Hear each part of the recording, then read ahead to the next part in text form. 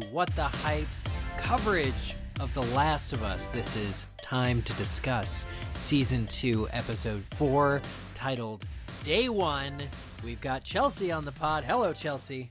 Hello, Eric, and hello, everybody. And welcome back. A strong, hearty welcome back to Laura. Hey, y'all, it's so good to be back. I missed y'all last week, but I had so much fun watching your coverage of it, especially getting to see the show through Pam's eyes. It was so good. I was telling Chelsea just before we got started that it really is like getting to experience the story for the first time all over again when you're talking to someone who has no idea what's coming. Yeah, for sure. We'll have to have Pam on again. I know she said she wants to, but this week she cannot join us because she's in Seattle. I hope she's having a better time than our characters. A little suspicious. I hope she's in a large group, actually. I kept looking for her in the corner of the camera, like, oh, where's Pam? But yes, no, it's true. Pam will be rejoining our ranks, I'm sure. If not for next week's episode, then definitely before the finale, because it's great to have that fresh perspective. But you have all three of us, our veteran Last of Us fans here to discuss tonight's episode. Again, it was called Day 1, and I think where better to begin than with a flashback. Yay! And I gotta love these. With season 1, we talked about how whenever Joel and Ellie were going to a new location, the show would take a little bit of time to kind of show, here's the deal with this location. A little bit of backstory, what happened to obviously the characters that we're going to see that have survived from that time, but just in general kind of world building and setting up kind of what the various quarantine zones, like life inside them, was like. And I appreciate that the show does this. You don't always get this in the video game, or unless you're picking up all the collectibles and trying to read all the letters. You really don't get this level of color and attention. So I really liked that going into this episode. I liked being introduced to Isaac properly in this sort of prequel flashback scene. And I had forgotten, it was a reminder in the behind the scenes at the end of the episode that Jeffrey Wright, who I keep wanting to call Jeffrey Beatty, which is not correct. Beatty's the name of a character he plays in the Hunger Games. But he could be Jeffrey Beatty. Yeah. Anyways, Jeffrey Wright played Isaac in the video game. And I had no memory of that being true, but I love that, just like Marlene in the previous season, Merle Dandridge, she was able to come back from portraying Marlene in the game to play her in the show. And now we've got Jeffrey Wright doing the same thing with Isaac. And we don't get a sense of this until a little bit later, not in this prequel flashback scene, but what a scary person that Isaac is turning out to be already. That's right. You know what's funny about that? I feel like Jeffrey Wright is everywhere because he also plays the Watcher in Marvel's What If. Is he like the guy that narrates all the what ifs kind of over them? Okay. He's the I cannot, will not interfere. And so that's what I kept thinking throughout this episode. Every time he did something horrible, this is going to be like facilitated something horrible. Yeah, 5 degrees of Jeffrey Wright, because again, I most recently saw him on Westworld, the HBO show, and he's Bernard on Westworld. So that is, it's so funny that we all know him from something else. And now he's joined our iconic This property, or rather returned to it, given Chelsea's mention. So, it was, you never know quite what to expect. It seems like Fedra was the together with it government program that maybe needed to exist, or that was the only thing that was going to exist to preserve society. But what kind of society or civilization is it when you see, for instance, as explained in this opening scene, that people don't have the right to vote anymore, and their rights are slowly being stripped to the point of their rebellion? Yeah, go ahead, Chelsea. I don't want to cut you off. I was just going to say it's kind of a flashback to the previous season with I'm struggling to remember location and character names at the moment, but we saw this when we saw Henry and Sam, that city. those 2 episodes, where Fedra had been overthrown by this rebellion party and things were seemingly going good. But then this character, goodness, what was her name? Kathleen? Kathleen, thank you Was very it much. Kansas City? Am I remembering correctly? Yeah, I think yes, it you're was right. Kansas City. Yeah. Yeah. So, goodness, Kathleen in Kansas City had this same sort of like vendetta, turning the oppressed into the oppressor mindset that we kind of see coming from the WLF and Isaac in this opening scene and in the later scene we get with him. And the only difference being that it seems that they've been more successful this time around because it's an 11-year time jump. I think they said. So we get to see what a rebellion party looks like many, many years after their successful rebellion. That is a good point. And since you did ask, I wanted to talk about the timeline because there was a change from the game in that in the game, I want to say pandemic. The apocalypse happened in the year the game first came out. 2013, I think is right. And for the show, they actually set it 10 years earlier to 2003. So that the 20 years later jump, when we pick up with Ellie and Joel, it's present day, aka 2023, when the first season aired. However, because seasons 1 and 2 have a 5-year gap between them, we are now in 2028 and or 2029, it seems like. Because, and in fact, with Isaac, it was described as 2018, and then now we're 10 years later from that moment in the opening scene. Right. Don't know when it'll come up, but what year is it seems to be a perfectly fair question if anyone's asking, because this show is going to continue to do these time jumps and kind of flashbacks, and some of them might be a little bit more local, a little bit more like a light hop, but then other times, especially if we go to any new areas or need like even more backstory of what's going on with the Prophet, that kind of stuff is probably going to be somewhere in the 20 teens, I'm guessing. Yeah. Well, and we know there are a lot of flashbacks that we have not seen yet.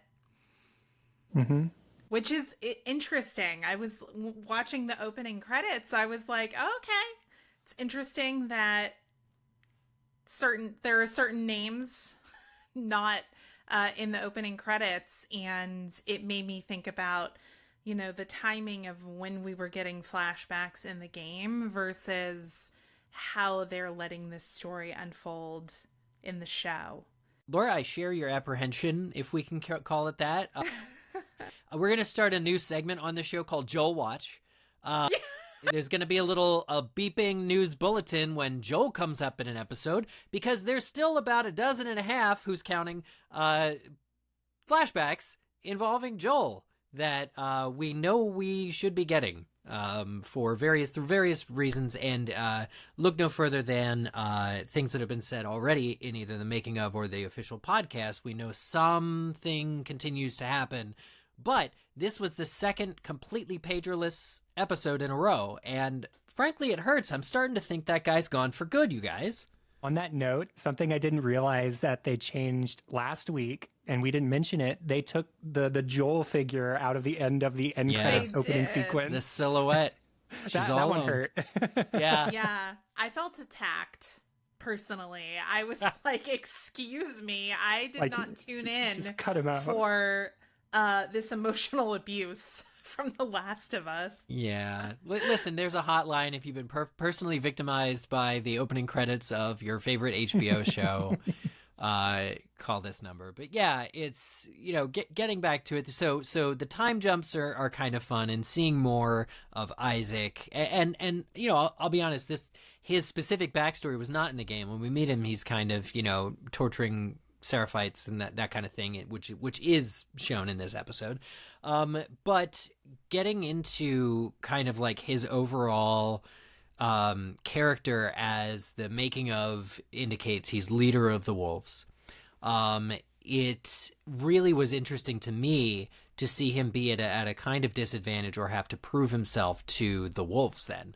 Like he, is shown in the beginning of this episode joining up with the wolves, and in order to do that, he's got to make a sacrifice and kill some fellow Fedra agents. And so that was a really interesting kind of way of setting up that character, I think. Yeah, I think so. I mean, it really established, and I think Mazin called this out in the making of the episode, but it established Isaac as basically the only person in that military transport who had any recollection of what life was like before the apocalypse fell upon them, and before, you know, basic human decency in the society went out the window, before people's rights were taken from them, and before, you know, militarized forces were really like socialized to be outwardly hostile towards civilians. That's a good way of putting that. And he's just like, fuck this.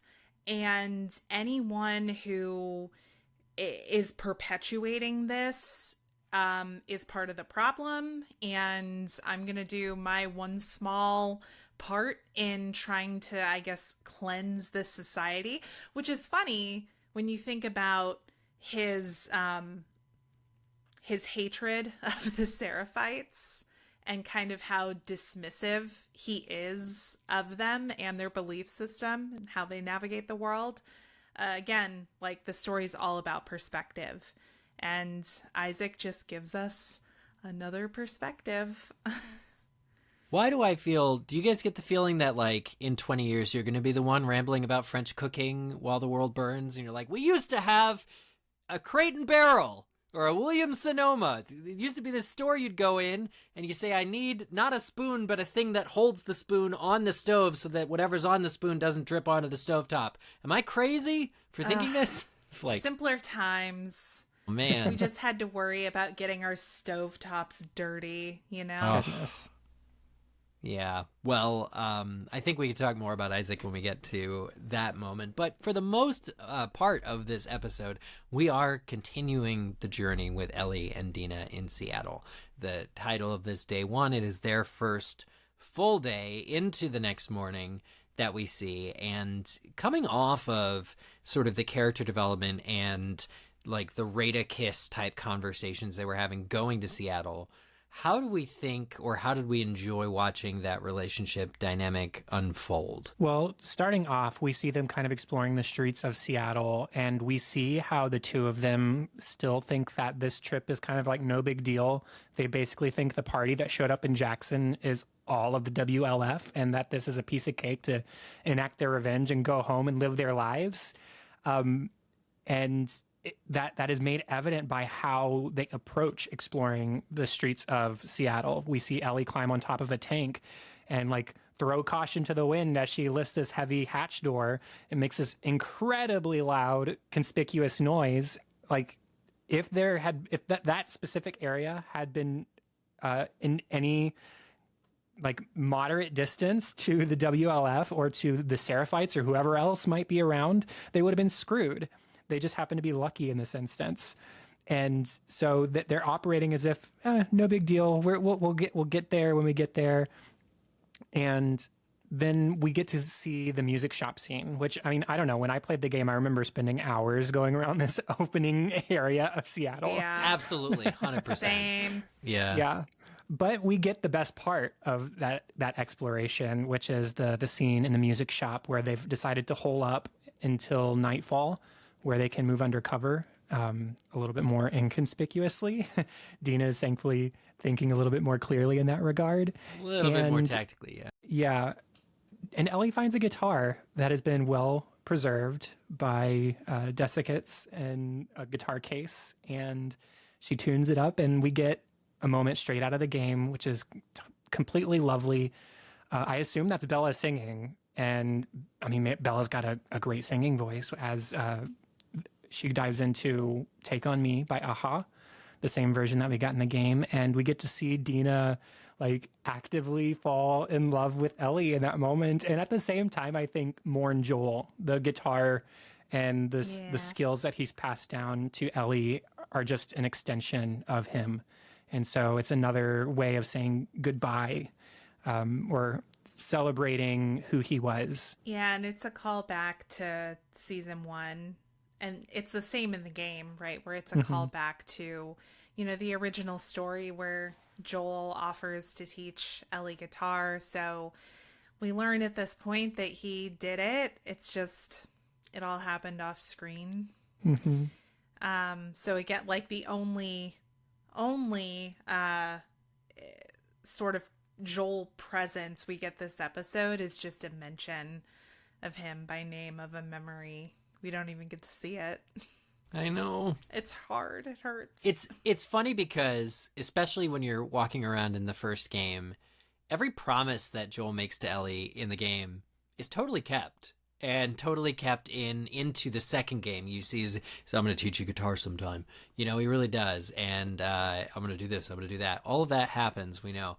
But the funny / sad, heartbreaking part of it is, hasn't happened yet. And also, we don't know what will be included in the show. But I think quite a bit of it will. But it's sad because we're still without him. Right. We did at least get that moment in the first episode of the season where he finds Ellie's guitar just kind of like thrown aside in her garage room. And it's like a nice guitar and clearly custom in some aspect. And there's the way he reacts to seeing it laying on the floor out of tune and just kind of like ignored. That reaction makes it really clear the connection he has with Ellie and that guitar together. To himself. Definitely. Yeah, agreed. And I gotta be honest, when I hear Take On Me by Aha on the radio and I'm jamming along with it, like perfectly great song, amazing music video, I don't know that I ever pay attention to lyrics because I can't hear them. They're too high. They break my brain. I don't know who can sing that high. Anyway, this and the scene in the game really present an opportunity to appreciate the lyrics, which is actually, it's like a really nice love song. And when you slow it down, when you take all the synth out of it and make it acoustic, actually turns out, you know what? I'd fall in love with somebody playing me that song. Yeah, definitely.